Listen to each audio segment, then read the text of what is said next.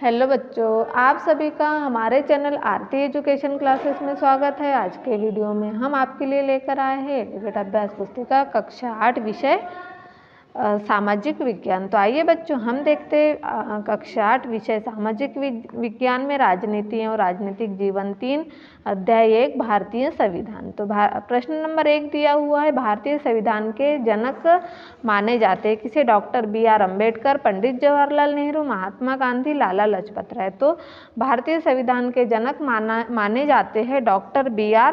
अम्बेडकर। किसे माना जाता है? Doctor B.R. अम्बेडकर को। प्रश्न नंबर 2 है, संघवाद से क्या आशय है? नंबर ए, देश में एक से अधिक संघों के होने से। बी, देश में एक से अधिक राज्यों के होने से। सी, देश में एक से ज़्यादा स्तर की सरकार होने से। डी है, देश में एक से अधिक राज्यों के लोगों के होने से।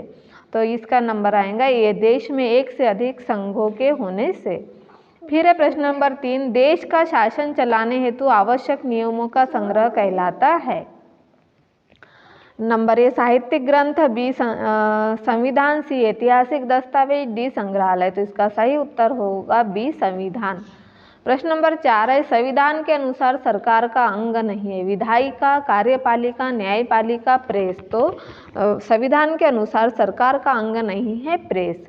उसके बाद हम अगला प्रश्न देखते हैं। प्रश्न नंबर 5, किसी देश को संविधान की जरूरत क्यों पड़ती है?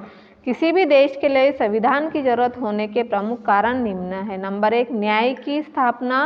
नंबर 2, आदर्शों को सूत्रबद्ध करना। नंबर 3, अल्पसंख्यकों के हित की रक्षा। फिर है प्रश्न नंबर 6, नेपाल में राजतंत्र कब खत्म हुआ? तो नेपाल में राजतंत्र खत्म हुआ 28 मई 2008 के दिन नेपाल में राजतंत्र खत्म हुआ। फिर अगला हमारा प्रश्न नंबर 7, नेपाल में पहले से ही संविधान था तो उसे नए संविधान की जरूरत क्यों पड़ी?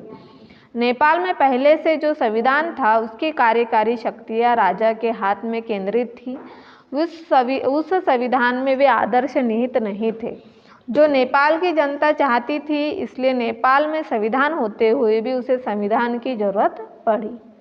उसके बाद हमारा अगला प्रश्न है प्रश्न नंबर 8, भारतीय संविधान सभा का गठन किस वर्ष में किया गया एवं इसके निर्माण में कितने वर्ष लगे? भारतीय संविधान सभा का गठन जुलाई 1946 में किया गया। इसके निर्माण में कुल 2 वर्ष 11 महीने और 18 दिन लगे गए। फिर हमारा अगला प्रश्न है प्रश्न नंबर 9, संघवाद से क्या तात्पर्य है? तो संघवाद का अर्थ है देश में एक से ज़्यादा स्तर की सरकारों का होना। हमारे देश में राज्य स्तर पर भी सरकारें हैं और केंद्र स्तर पर भी। पंचायती राज व्यवस्था शासन का तीसरा स्तर है।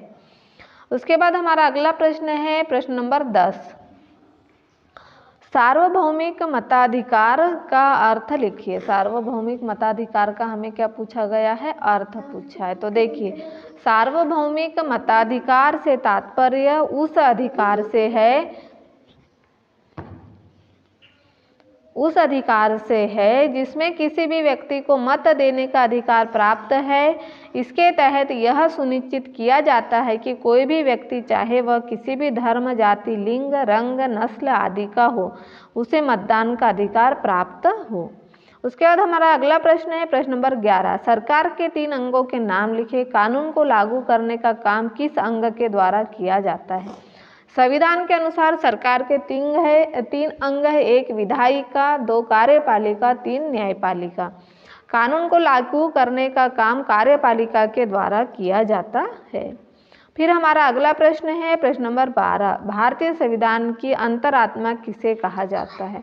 तो भारतीय संविधान की अंतरात्मा मौलिक अधिकारों को कहा जाता है। भारतीय संविधान की अंतरात्मा किसे कहा जाता है? भारतीय संविधान की अंतरात्मा मौलिक अधिकारों को कहा जाता है। फिर है हमारा प्रश्न नंबर 13, भारतीय संविधान में नीति निर्देशक तत्वों का खंड क्यों जोड़ा गया है? संविधान सभा के सदस्यों ने यह खंड इसलिए जोड़ा था ताकि और ज़्यादा सामाजिक व आर्थिक सुधार लाए जा सके। वे चाहते थे कि स्वतंत्र भारतीय राज्य जनता की गरीबी दूर करने वाले कानून और नीतियाँ बनाते हुए इन सिद्धांतों को मार्गदर्शक के रूप में हमेशा अपने सामने रखें। उसके बाद हमारा अगला प्रश्न है प्रश्न नंबर 14। हमारे मौलिक अधिकार कितने हैं, उनके नाम लिखिए, किन्हीं 2 मौलिक अधिकारों का वर्णन कीजिए। हमारे मौलिक अधिकार 6 होते हैं। नंबर 1 समानता का अधिकार, नंबर 2 स्वतंत्रता का अधिकार, नंबर 3 शोषण के विरुद्ध अधिकार, नंबर 4 धार्मिक स्वतंत्रता का अधिकार, नंबर 5 संस्कृति और शिक्षा का अधिकार, नंबर 6 संवैधानिक उपचारों का अधिकार। तो शोषण के विरुद्ध अधिकार हमें किन्हीं 2 मौलिक अधिकारों का वर्णन करना है। तो शोषण के विरुद्ध अधिकार में संविधान में कहा गया है कि मानव व्यापार और 14 वर्ष से कम उम्र के बच्चों को मजदूरी पर रखना अपराध है। फिर धार्मिक स्वतंत्रता का अधिकार में प्रत्येक व्यक्ति को अपनी इच्छा का धर्म अपनाने, उसका प्रचार प्रसार करने का अधिकार है। तो इस तरह से हमने प्रश्न नंबर 14 को पूर्ण कर दिया है, इसे आप भी पूर्ण कर लीजिए।